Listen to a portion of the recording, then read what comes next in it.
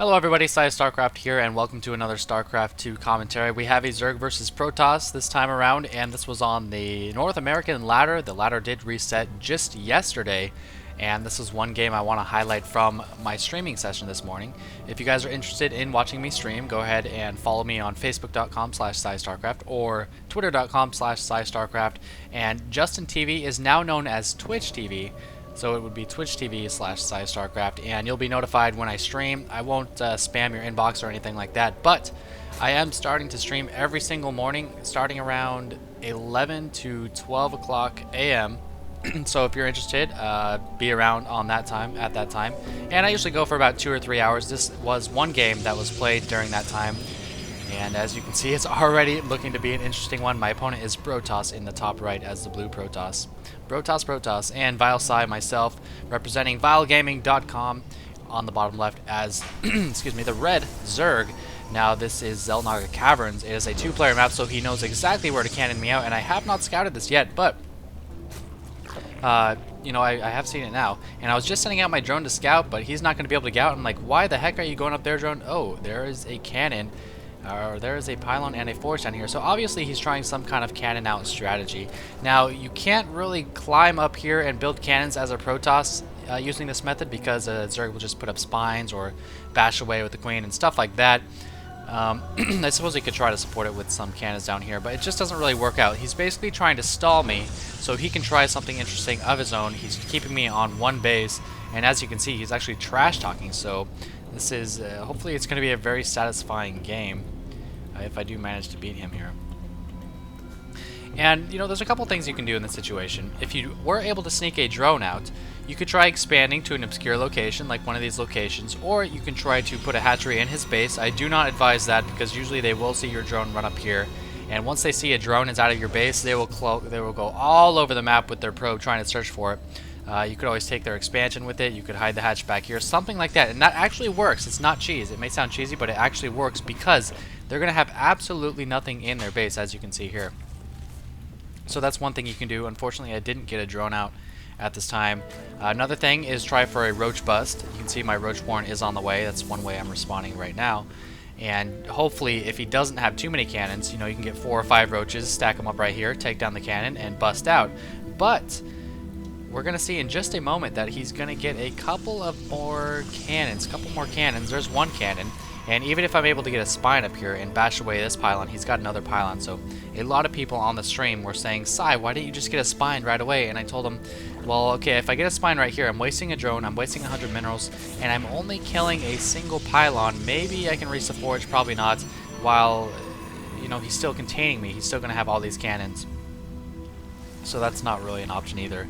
The third option is a quick lair and a Nidus network. Now my Overlord is in position, so this might be the route I take, but get the note, I do have 2 roaches out. I was about to make 4 more roaches, or 3 more roaches with that gas count, but then I saw that he was getting additional cannons. I can't see those cannons, so I decided, no, this will not work. It will not be cost effective to try to bust out with roaches.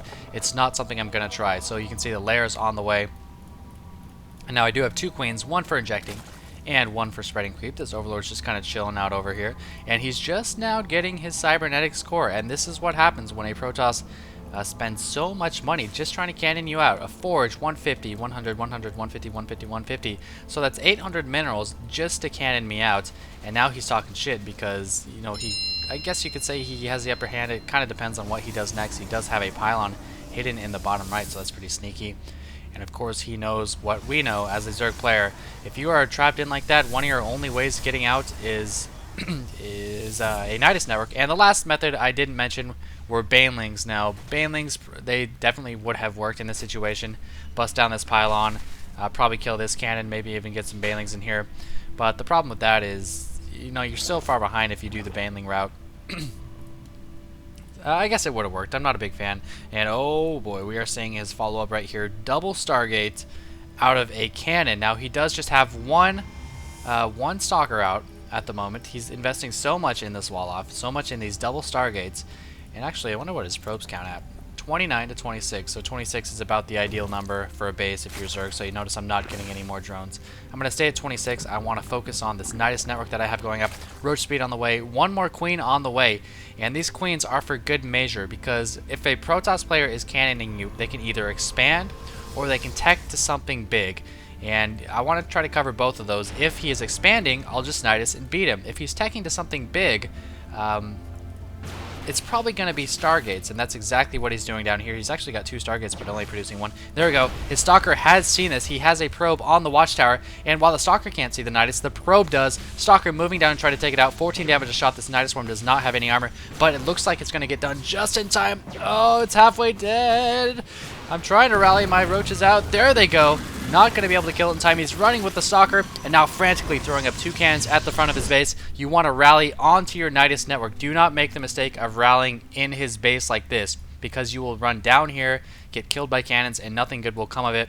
So this Nidus is out, and these roaches making their way up towards his ramp. He has Void Rays though. We can see the Void Rays now rallied to his base instead of my base. And if he was rallied to my base, I have these queens. Remember, queens with plenty of energy.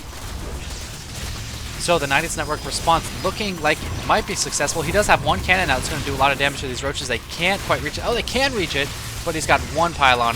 2 more cannons completing. That cannon is up, and I'm saying sup, man. I am saying sup, but this is before I saw the Void Rays, so maybe I spoke a bit too soon. I'm trying to depower every single building of his. Now these cannons are both unpowered. He cancels one of them. This Void Ray just beating away at full charge. 1 kill on that Void Ray. He's going to rack up so many kills once he finishes off all these Void Rays, all these queens. 2 Void Rays on the way. And these roaches are a bit misrallied. They came out of the Nidus, but that's about it. And my goal at this point is to kill every single probe and make a lot of queens and just see what I can do from there. Now these probes are dying so fast. Just continuing to rally roaches. As long as you have a good rally of roaches, even if he has 2 Void Rays, he can't kill them fast enough to keep his probes alive. And we can see that here. It's now 26 to 20, 26 to 11, 10, or 26 to 8. And he is just losing probes like crazy. And notice I'm continuing to rally in.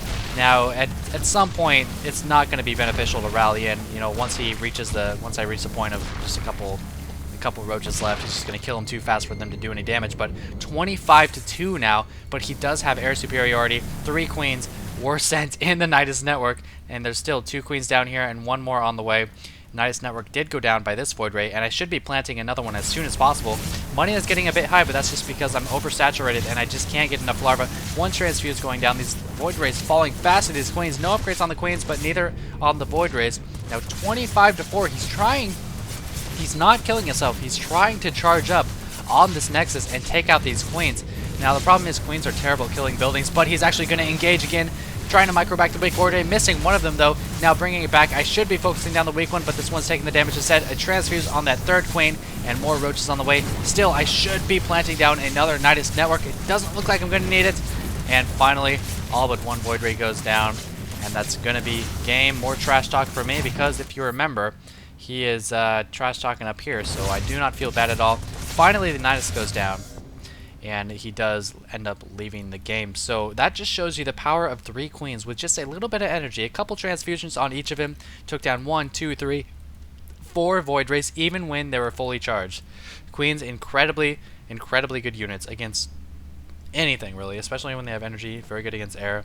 And notice, if he did go for my main, still 3 queens down here, I could have multitasked better with the injections, but that's one obscure way of dealing with a cannon out like that. Is it foolproof? Not really. I feel like I could have had another Overlord fly around here, 1 fly around here, 1 fly back here, and positioned my Nidus a little better in a more careful spot. But I won the game regardless, and I think the most foolproof method for taking this out would be Banelings. I think in hindsight, Banelings would be a lot better. But anyway, I hope you guys enjoyed that. Again, my stream is going to be going on every morning around 11 to 12 a.m. PST. So I hope you guys check it out, and I hope you enjoyed this game. So thanks for watching. Oh, don't forget these.